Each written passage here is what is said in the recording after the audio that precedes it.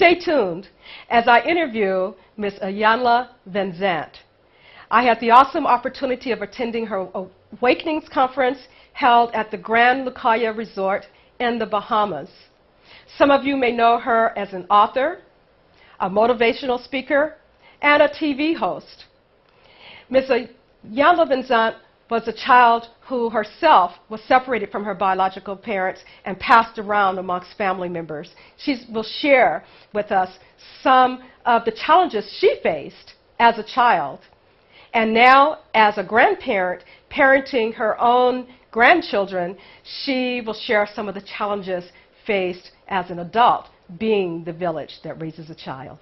Enjoy.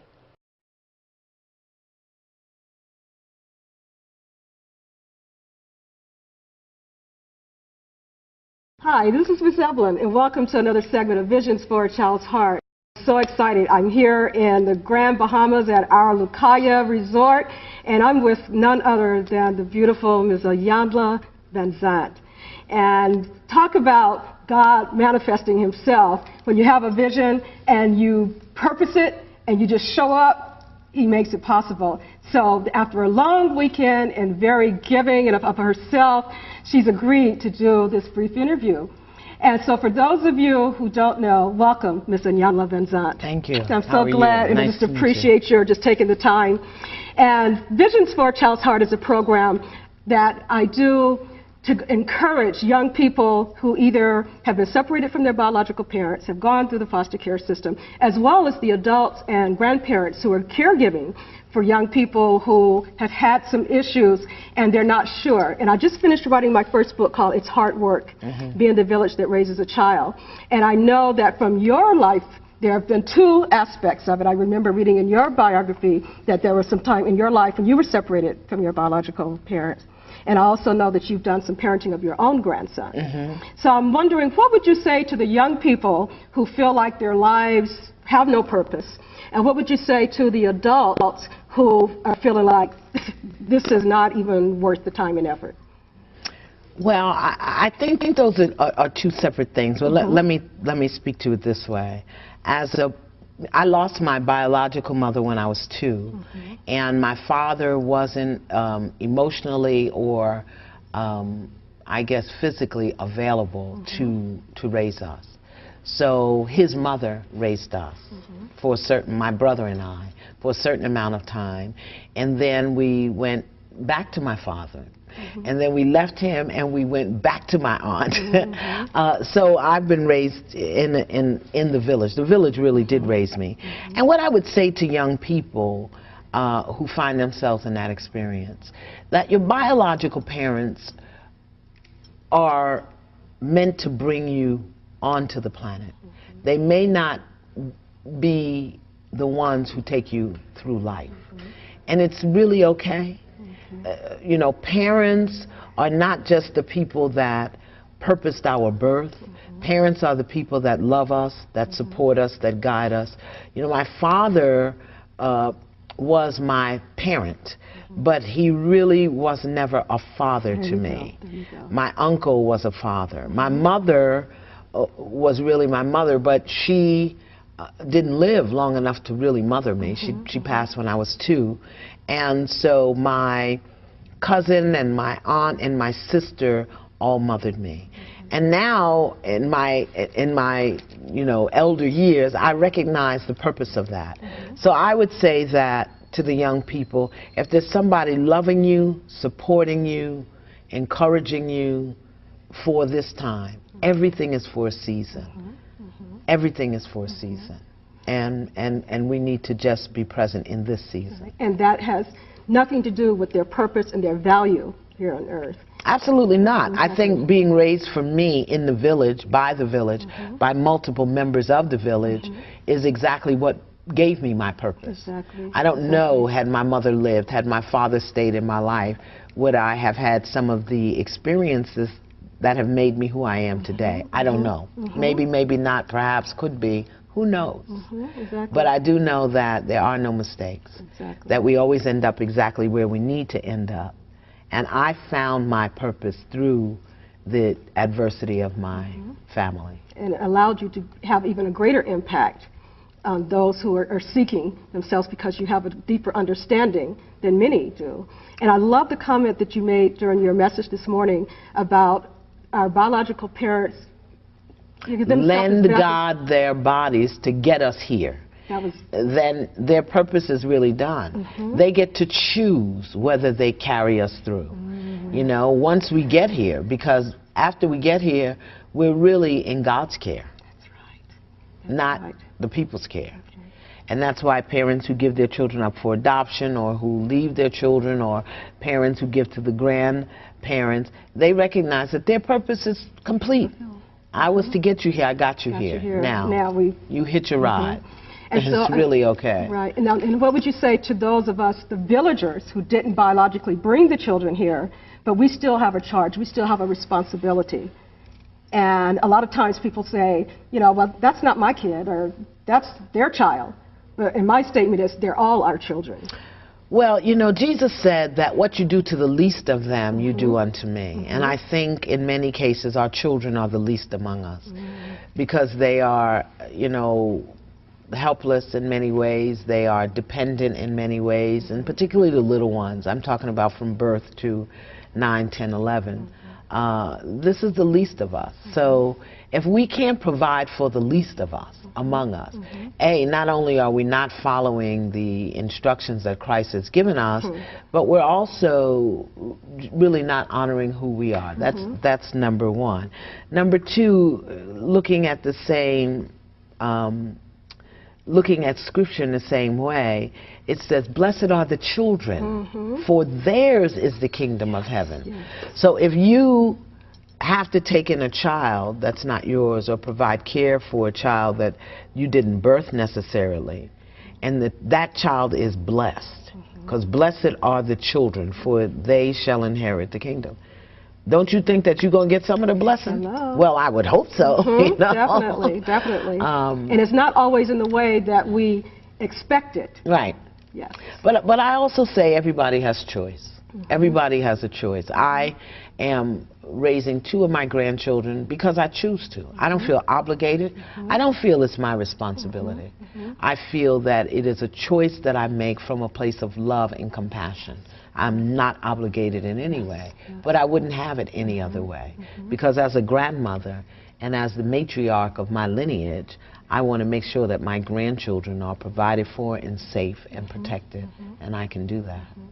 And how when that child seems to reject that loving, because a lot of times some of us say, I don't have to do this, and you know that you don't have to do it, but when that child rejects or seems to take your loving for granted, and you go all children take your loving for granted. That's what they're supposed to do.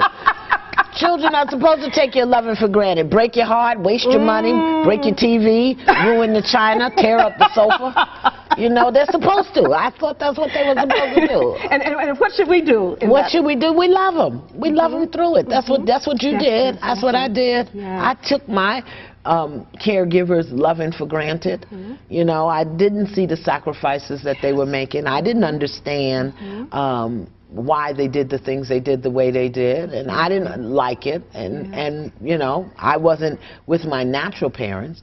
And I think that what I've learned about raising my grandchildren that I didn't know when I was raising my children is, as long as a child feels safe and valued and accepted and stable. Yes. They're just going to be children. Children do what children do. You know, humans do what humans do. I don't treat my grandchildren any differently than I did my children. I'm a little older, a little wiser, so I do have different ideas about child rearing. And mistakes that I made with my children, I do not make with my grandchildren. One thing you would never hear me say out of my mouth, and if I should say it, I would want my tongue to freeze in midair and stay that way for 27 days. That would be, I don't have to do this. So many or remind the children that somehow their parents didn't do it, or that I'm somehow doing them a favor. Oh, would my tongue stay frozen for 27 days, unable to move or eat or speak, that I would belittle and demean a child in such an unloving way. And it happens so much, and I'm so glad that you said that. Well, and I hope for those I'll just put a curse on them people. Wait, I'm curious to know, why 27 days? Well, I don't know. I just made that up. I mean, it was shorter than 45, and it wasn't, you know, it was longer than 14. 27. You should get it by then. That's not how you speak to children. That's right. What does it matter? That's Freeze right. your tongue. And that's something that I want our villagers to realize, that the words that we speak to our children can be either saving and loving, or they can be killing. We can kill their little spirits. And I'm talking about, you mentioned the 9 to 11-year-olds. I'm thinking about our teenagers, the 17, 18-year-olds who are still children on the inside. And they need as much loving, but because we see them in this physical body, and they think they're grown, they're acting like we're grown, they're still our babies. Well, you know, here's a good thing. The thing is, again, what you do to the least of them. And when I look at my granddaughter, my grandson, the ones who are with me and the ones who are not, I just say to myself, my, I look good on other people. And I treat them as though they are a part of me. And I treat them the way I would want that part of me to be treated. Because there's only one relationship that I'm having, and that's the relationship I'm having with myself. So whether it's a grandchild or a foster child or an adopted child or the next door neighbor, whoever it is, it's a part of me. And so I want to treat everybody like that. Okay. Well, before we close, and I just appreciate your taking this time again, what was one of the most empowering things an adult said to you or did to you as a child that gave you that sense of, I have a purpose here, or I've got power? I don't think that as a child I recognized any experience as purposeful. Wow. But as an adult, I would say there were two. Number one was being raped by my uncle by the age of when I was 9. That was very empowering for me, because living through that, I learned that I am so much more than a body. And what he did, his behavior towards me and that experience doesn't have anything to do with who I am. I may have never learned that had I not been violated in that way. So that was a very empowering experience for me. Of course, at 9, 10, 11, 12, I didn't understand that. But once I really understood the power that I was giving to that experience, that really didn't change me in any way. It really didn't. It was my thinking about it that changed me. And because it was a thought, I can change a thought. So when I changed my thinking about the experience, my entire life changed to be more empowered. I think the other thing that was most empowering to me was my stepmother, who raised us because my father wasn't around. Always said to me, she would say to me, don't do that because you're going to be somebody one day. Don't speak like that. You're going to be somebody one day. Don't talk like that. Do what you have to do. Behave yourself. Don't disgrace yourself. Don't put yourself in jeopardy because you are going to be somebody one day. Not that I wasn't always somebody. Yeah, because they're already somebody. But her speaking took me to a higher place. Really, it took me to a higher place. And I remember that. I will remember that for the rest of my life, that I'm going to be somebody one day. Even now today, as Iyanla Vanzant, best-selling author, I'm going to be somebody one day, because that keeps pulling me forward into a higher expression. And I think that that's what our children need to hear. I couldn't have said it better myself.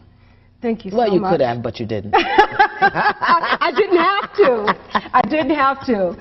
So there you have it, just a divine appointment that God orchestrated himself, Ms. Iyanla Vanzant, sharing with you from the experience of both a child who had the journey of growing up apart from her biological parents and all the trauma that she went through, but she was living her testimony. This is a true testimony of God's divine purpose in life. And also to our caregivers, I want you just really to take note of what she said about not putting that sense of burden on a child that we are obligated. No, they need to take note that tongue gonna get frozen for 27 days. That's what they really need to take note of. She said it. Get the burden and the obligation. She said it. Well, best wishes to all of them. It's not an easy journey, and it's not an easy task. And if God chose you to do it, then understand that you are fully equipped and you have everything that's required. Yes, indeed.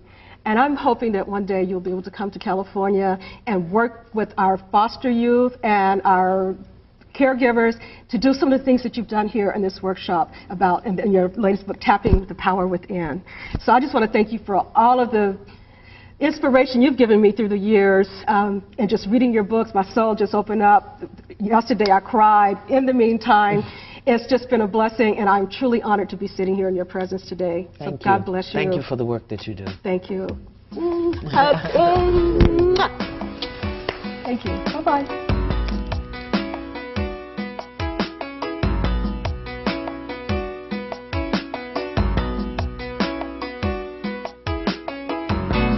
Heavenly mothers crying, seas of children are dying at the hands of the other child.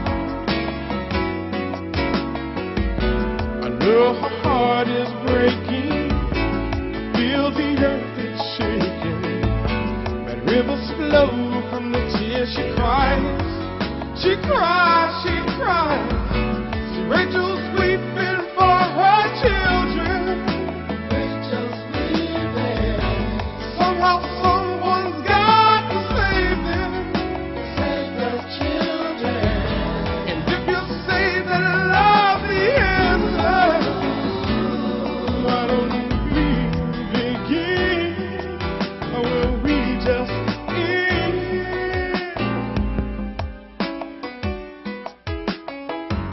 See, on the streets of Brazil, children gathered, shot, killed, begging, mister, can you spare a dime, a dime?